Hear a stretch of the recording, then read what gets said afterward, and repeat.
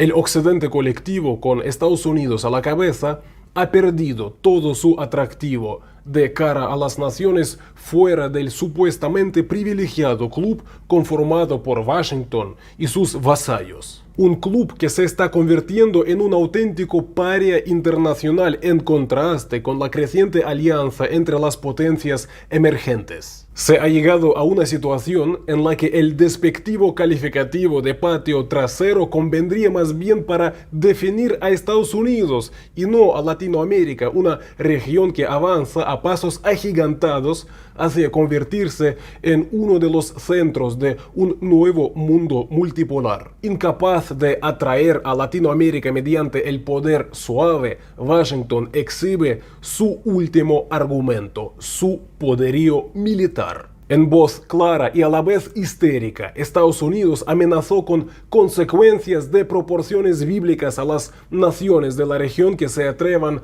a buscar una alternativa a la sumisión a la potencia del norte. Lo dijo abiertamente la congresista estadounidense María Elvira Salazar dirigiéndose a una Argentina que baraja instalar una planta para fabricar y exportar cazas chinos. Lo voy a decir en español para que quede muy bien claro a mis amigos argentinos.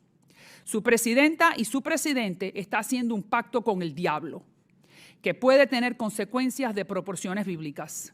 Los Estados Unidos no se va a quedar con los brazos cruzados, porque no se puede tener un aliado que fabrique y exporte aviones militares chinos y que se los venda a los vecinos.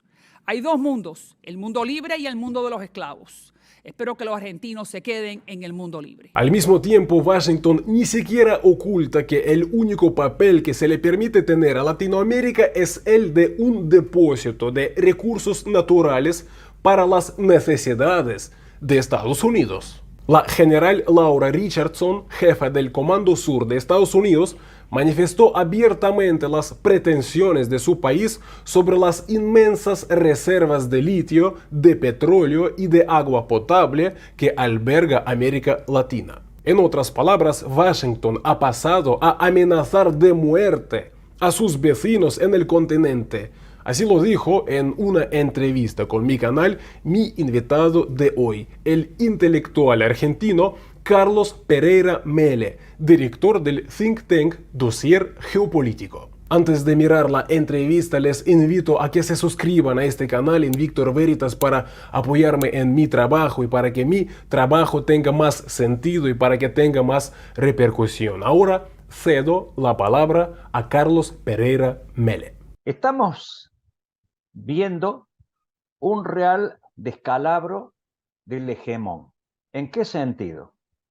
Cuando usted tiene el poder absoluto, la hegemonía absoluta, también incluye no solamente el poder fuerte, incluye el poder suave. El poder suave es convencer, es atraer, es transmitir valores a sus otros socios menores. Eso ha sido tradicionalmente en la historia de los imperios. Pero cuando los imperios ya no pueden sostener esa posición de convencimiento, de atracción hacia su polo, ¿a qué recurren? A la violencia. Eso ha sido históricamente así si uno analiza la historia de los imperios. En este caso específico estamos viendo una situación muy complicada, porque es la siguiente. Esta señora refleja toda una nueva línea que está apareciendo en Estados Unidos para que nuestra región, la región latinoamericana o iberoamericana o hispanoamericana, como la querramos llamar, que es una región que los adictos al poder norteamericano en la nuestra siempre nos decían que en los últimos 30 años no estábamos en la agenda de Estados Unidos, que Estados Unidos estaba en otros lugares por los conflictos de su famosa guerra infinita contra el terrorismo, etcétera. Entonces nosotros no entrábamos en la agenda. Esa es una falsedad absoluta y total. ¿Por qué digo esto? Porque Estados Unidos no se preocupaba por lo que ellos despectivamente llaman patio trasero, o sea, Latinoamérica, porque teníamos lo que nosotros decimos en el campo, tenían la vaca atada para ordeñarla. ¿Qué significa eso? Que tenían gobiernos que le eran adictos y tenían sus grupos empresarios operando en nuestros territorios, llevándose gigantescas ganancias y dejando pingües devoluciones a nuestros territorios. Pero todo eso anduvo muy bien y fundamentalmente en la última década del siglo pasado, la famosa década del 90, en la que se aplicó la globalización y el famoso consenso de Washington. Consenso de Washington que nos hizo ser hiperdependientes económicos, políticos y cuasi militares de Estados Unidos de Norteamérica. Todo eso varió en el año 2001 para acá. Empezó a surgir gobiernos en nuestro territorio que resistían esa globalización unilateral a la que nosotros teníamos que ser subordinados y ellos ser jefes, y llegó a un punto muy fuerte, recuerdo en 2005, cuando en la ciudad de Mar del Plata de Argentina se le dijo en la cara al presidente Bush que no íbamos a integrar el Tratado de Libre Comercio de las Américas, conocido como ALCA. Eso fue una clara demostración de soberanía regional y de una posición distinta. No con ello nos hacíamos ni rusos, ni chinos, ni ninguna otra potencia emergente, sino que demostrábamos que teníamos un destino común. Bien, pero en el interín, Estados Unidos nunca dejó de monitorearnos, nunca dejó de estar en la zona. Y uno de los elementos que esto demuestra que esto es así, es lo que se denomina el Comando Sur de las Fuerzas Armadas Norteamericanas que van desde el Caribe, Centroamérica, hasta la Antártida. Ese territorio es monitoreado por los Estados Unidos y tiene fuertes relaciones, no solamente militares, sino diplomáticas, con la DEA, con el FBI, con la CIA, etc. Todo ello, hago esta pequeña introducción porque si no, no entendemos las actuales situaciones. Entonces, todo ello hubo un famoso informe del Comando Sur allá por el 2003, 2004, que decía Operación 2016, o sea, hace pocos años atrás, en la que alertaba el peligro de la intromisión de agentes externos, económicos, y fundamentalmente ponía el ojo de la gravedad por la cantidad de inversiones chinas que se estaban viendo y porque además empezaba a haber intercambios culturales e intercambios también de otras naturalezas con esas potencias emergentes. Más gobiernos que le eran medianamente afín a esta nueva situación política internacional. Ello lo digo porque si se hizo en el 2003, 2004, viendo en perspectiva hacia el 2016, evidentemente que el 2016 se cumplió lo que decía el Comando Sur. Toda América, con la excepción de Colombia y algún otro país, son socios principales de la República Popular de China, comercialmente hablando. En una segunda línea podemos hablar de que acá están presentes también negocios de la Federación Rusa, pero fundamentalmente centrado en 3 o 4 países, como puede ser Perú, como puede ser Venezuela, como puede ser Nicaragua, Cuba, por supuesto, etcétera. Que no es, pero los demás no. Y también ahora debemos recordar que ha entrado en juego otra nueva potencia emergente que se llama la India, que también recorre todo nuestro continente. ¿Por qué? Y porque nuestro continente tiene poca población, tiene poca contaminación y tiene todos los recursos naturales que hacen falta para cualquier potencia emergente o tradicional. Desde el agua, todos los minerales y los alimentos, ¿no? Y el medio ambiente por el pulmón llamado Amazonia. Todo esto, como vemos, empezó a cambiar de signo. Al empezar a cambiar de signo, empezaron las alertas y las alarmas. Los tanques de idea norteamericanos empezaron a decir que los chinos están infiltrándose en América, y distintos medios de comunicación norteamericanos empezaron a insistir en el asunto. Y luego empezaron las amenazas directas. Lo que dijo esta señora Salazar, que es una analfabeta política, de origen, lamentablemente de origen latino por su apellido, ¿no es cierto?, que reside en Estados Unidos y que, por supuesto, como todo converso, tiene que ser más papista que el Papa. Entonces tiene que demostrar ella que es norteamericana, y para demostrar que ella es norteamericana, tiene que decirle a sus paisanos latinos que quien no cumpla con lo que dice Estados Unidos tendrá un castigo bíblico. Otra barbaridad que se mezcla en la política, la bendita religión, ¿no? La religión de ellos, por supuesto. Por eso Dios salve a América, es su grito de guerra cuando termina cualquier presidente de Estados Unidos un discurso. Muy bien. Ahora, pero hay un detalle mucho más profundo que lo de la Salazar esta, que es una politiquita más que del sistema americano, que todos sabemos que es una burla esa democracia. Es algo mucho más grave. La señora comandante jefe del Comando Sur, generala Richardson, es la primera vez que una mujer es jefa, generala de 4 estrellas, no es una general cualquiera, es una general de altísimo rango. Nos ha recorrido toda América y públicamente nos ha dicho, nos ha explicado, nos ha informado que tenemos tanto por ciento de litio, que tenemos tanto por ciento de oro, que tenemos tanto por ciento de tungsteno, que tenemos agua dulce, que tenemos alimentos, que tenemos medicamentos, que tenemos... Ahora bien, la segunda parte de su conocimiento dijo, pero todo eso no lo pueden manejar nuestros adversarios. ¿Y quiénes son los adversarios? China y Rusia. ¿Por qué? Porque en las directivas de seguridad que ha dictado Estados Unidos en las 2 últimas presidencias, desde Trump pasando por ahora por John Biden, ¿cuál es el adversario estratégico que tiene Estados Unidos? China. O sea, viene esta generala y nos dice desde hace 3 o 4 meses que recorre todo el continente explicándonos cuál es la alerta y la alarma que ve en Estados Unidos sobre esta región. Por ello sale ahora esta señora Salazar como un ariete más.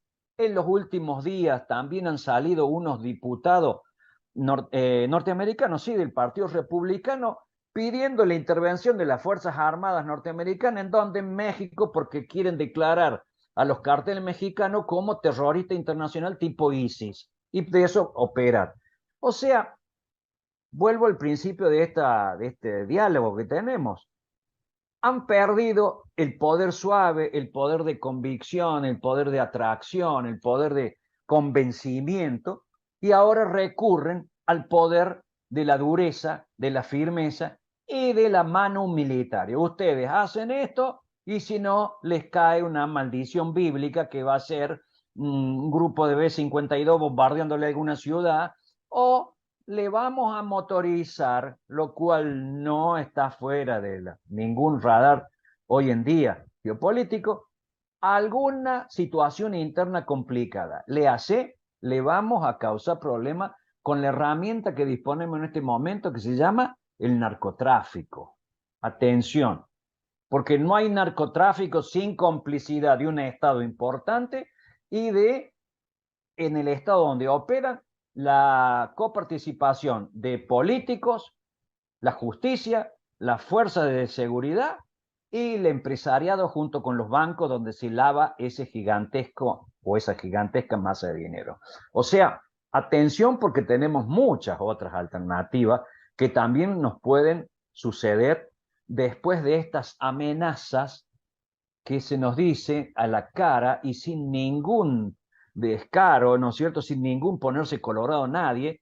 E infelizmente, también debo reconocer que las respuestas de las administraciones, salvo honrosas excepciones, no es de la firmeza suficiente como decir, señores, este es un país soberano, este es un país libre y es un país que decide con quién se junta y con quién no se junta. Ustedes no pueden venir a amenazarnos porque nos vamos a juntar con A o con B, porque lo que primero tiene que estar presente en cualquier Estado es la importancia de ese Estado a futuro. Y para ello tiene que establecer una serie de alianzas y que el interés nacional esté siempre como el faro a donde debe direccionarse las políticas de Estado. Carlos, muchísimas gracias porque una respuesta primero muy explícita y además muy contundente.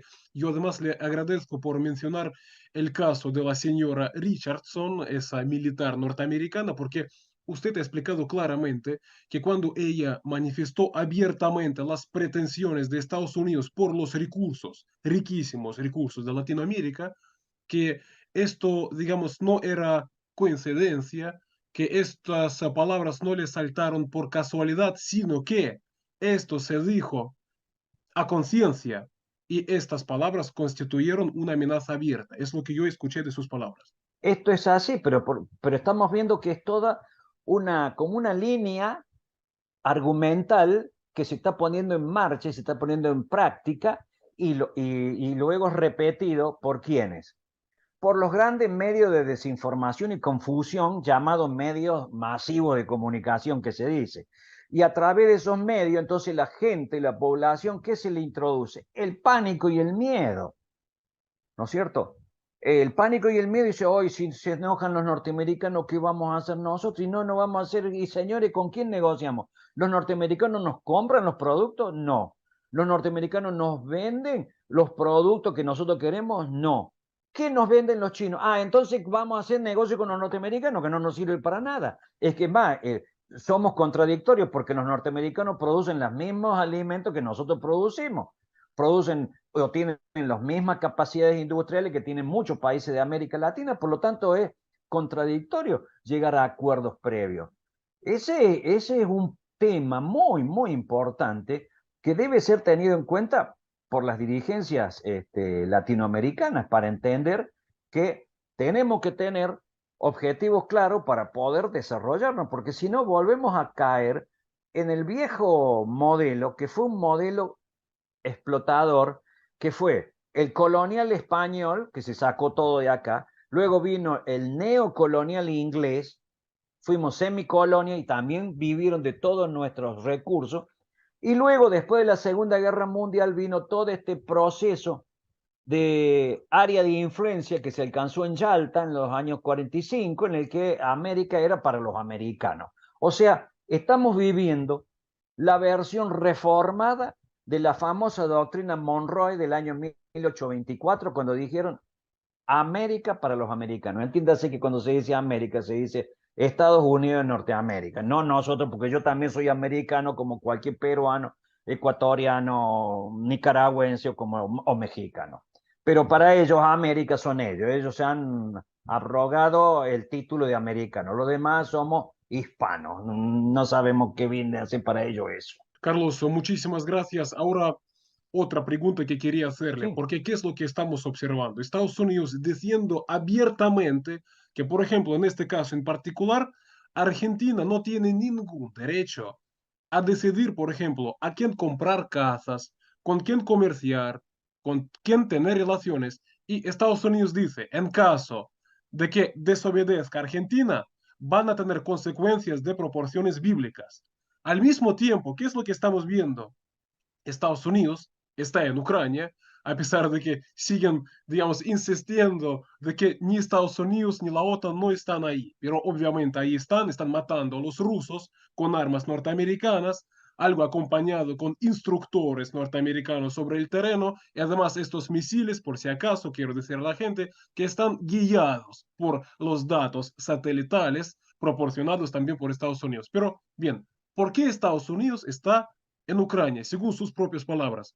Porque no pueden permitir que alguien viole la soberanía de Ucrania. En este caso, según sus palabras, Rusia está violando la soberanía de Ucrania, en particular su legítimo derecho, según ellos, de decidir sus alianzas militares. Es decir, que Ucrania, según sus palabras, sí que tiene derecho a ingresar en la OTAN, a pesar de que Rusia ya ha demostrado en numerosas ocasiones de que desde el punto de vista legal, desde el punto de vista de tratados internacionales firmados con, así diríamos, Occidente, no tiene Ucrania la libertad para decidir sus alianzas militares. Pero bien, mi pregunta es la siguiente. Estados Unidos abiertamente diciendo a Latinoamérica de que no tiene ninguna libertades y ninguna soberanía, pero defiende supuestamente la soberanía de Ucrania. Quizás usted podría explicar, así diríamos, esta contradicción. Ellos tienen respuesta para todas sus contradicciones, ¿no es cierto? Para eso tienen una serie de panfletarios llamados periodistas que arman distintos escenarios para que la gente diga este es bueno, aquel es malo, porque además tienen esa característica dual.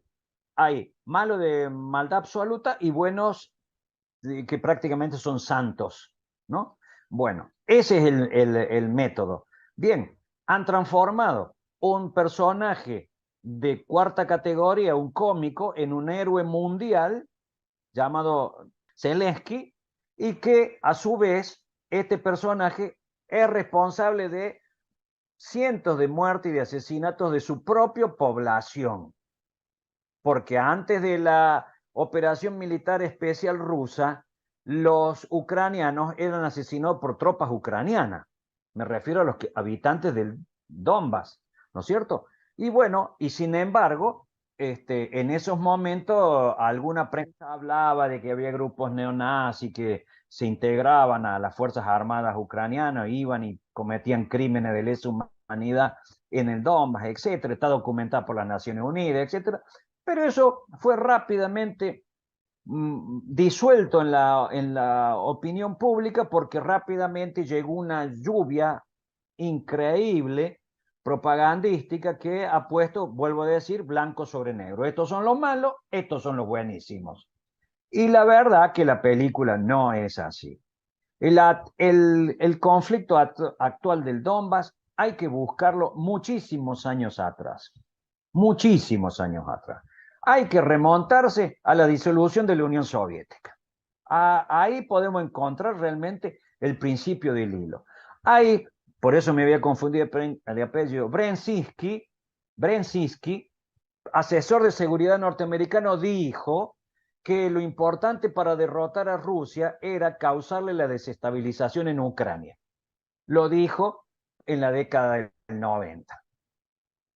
¿Comprendes? Entonces, inmediatamente, los sectores neoconservadores norteamericanos que se sentían vencedores absolutos de la Guerra Fría y que se habían autoconsiderado que era el fin de la historia, no había más historia, había ganado Estados Unidos, no había más nada que discutir, ¿no es cierto? ¿Qué hicieron? Y bueno, vamos a hacer lo que tenemos que hacer. Disolver a los adversarios, reducirlos a su mínima expresión y utilizar las manos de obras baratas y los recursos naturales de esas regiones para nuestro beneficio y nuestras grandes empresas. Así se entiende los desplazamientos masivos de empresas occidentales, fundamentalmente norteamericanas, a China, y se entiende que para que eso pudiera seguir manteniéndose con mano de obra barata y con una producción también barata, necesitaban de las materias primas. ¿De dónde? De Rusia. Entonces iba a ser un negocio perfecto y redondo. Le falló algunos detalles, como siempre en la historia no se detiene, la historia marcha. China no entró en ese juego que creía Estados Unidos que iba a ocurrir y se les transformó en la segunda o casi primera potencia económica del mundo hoy en día, le rompió todos los esquemas y Rusia, el problema es, dijeron, bueno, pero entonces, ¿cómo la frenamos a China? Y causémosles problemas a los rusos. Disolvamos Rusia, hagámosla 15 o 16 países nuevos, porque después de la caída de la Unión Soviética, ¿cuántos países nuevos surgieron? 12 o 13. Ahora hagamos otra nueva intervención, la disolvemos en un montón, países que van a ser estados fallidos, que no van a poder autogobernarse, vamos a estar nosotros, y nosotros con esa forma vamos a manejar el recurso natural o recursos que necesite China para seguir potenciándose. Y de allí vienen planificando por eso vienen planificando el conflicto en Ucrania. Y fue pasando el tiempo, vimos el 2014 el golpe de Estado, vimos cómo fue la intervención absoluta y total de Estados Unidos a través de las revoluciones de color, no solamente ahí, sino en Asia Central, en las primaveras árabes, etc. Es toda una política imperial que hoy en día ha ido fracasando en distintos lugares y en otros ha tenido éxito, ¿no? Y el último paso ha sido este de supuestamente creyeron las conducciones occidentales encabezadas por Estados Unidos, por la angloesfera que le llamamos, ¿en qué? En que arrastrar a Rusia al conflicto la desangraba, le hacía caer el gobierno, entraba en crisis política y evidentemente, si no se disolvía la Federación Rusa, quedaba realmente maltrecha. Ese fue, digamos, el objetivo de Máxima. Un objetivo que a luces de haberse cumplido la operación directa 1 año y días, ¿no? No se ha cumplido, la situación es totalmente distinta y surge ahora un problema mucho más serio para Estados Unidos, que ya no es Ucrania, no solamente China, sino algo que se llama el sur global. El sur global empieza a rechazar todas estas políticas. Porque si no, no podemos entender cómo han sido y cómo son la política de sanciones. Fíjese las políticas de sanciones. Solamente 30 y pico de países han sancionado a la Federación Rusa, pero somos 190 países en las Naciones Unidas. O sea que 3/4 partes del planeta Tierra no ha sancionado, aunque algunos hayan considerado que la invasión es injusta, que la invasión debe ser atacada, ¿no es cierto? Pero no participan de ningún tipo de sanción económica. Siguen teniendo relación con la Federación Rusa. Esa es la noticia que debemos ver, porque si no nos quedamos enfarrados en cuántos muertos tuvo hoy, cuántos misiles cayeron en tal lado, cómo va. Eso es crónicas diarias de un notidiario. Pero la realidad es que nosotros como analistas tenemos que ver las proyecciones. Y allí en las proyecciones uno ve que los países que han sido agredidos en estos últimos años se han fortalecido, se han reestructurado, es más, han aumentado la relación y sus dependencias. Ver lo que ha ocurrido el año pasado con la Organización de Cooperación de Shanghái, donde se han establecido una serie de hitos para cumplir en los próximos años y se están desarrollando. Ver lo que ha pasado con la aparición ahora de un nuevo factor que se llama República Islámica de Irán, negociando directamente con Rusia y con China y con la India. La India que quería ser usada como cuña para atacar a China a través de esas organizaciones que han inventado, el Quad y otras organizaciones más, el AUKUS y todas cosas que han inventado los americanos para el Asia-Pacífico, han quedado reducidas a esas cosas. Y la OTAN, mejor que llamen pronto una paz en Europa. ¿Por qué digo esto? Porque por lo menos van a poder salvar la ropa de decir que no fueron derrotados, que no les pasó un Afganistán 2. Que empiecen los europeos a ver eso también, porque ¿qué pasa si el régimen de Zelensky se derrumba? ¿Qué pasa si hay un golpe de Estado interno? Porque por lo que estamos siguiendo esta información, vemos que ya empieza a haber serias críticas internas de los militares contra la conducción de Zelensky y que el jefe, creo, el jefe del Estado Mayor ucraniano tiene mejor porcentual de aceptación de la población que el mismo Zelensky, lo cual políticamente es grave. Y vemos que pueden ocurrir muchas cosas en este interín. ¿Qué pasa si se cae y se derrumba el régimen de Kiev? Y bueno, y se va a convocar un alto el fuego inmediatamente. ¿Y qué va a hacer entonces Europa? ¿Y qué va a hacer Estados Unidos? Pero fundamentalmente, ¿qué va a hacer la OTAN? ¿Qué va a intervenir directamente si no es miembro de la OTAN Ucrania? Hay que verla. Las hipótesis al revés de lo que nos plantean. Y estas hipótesis que están inventando o desarrollando tienen muchas aristas y muchas debilidades. Y la principal debilidad es que Europa y Estados Unidos no tienen la capacidad industrial para hacer frente a los nuevos desafíos de este conflicto que creyeron que iba a ser fácilmente destruible la Federación Rusa.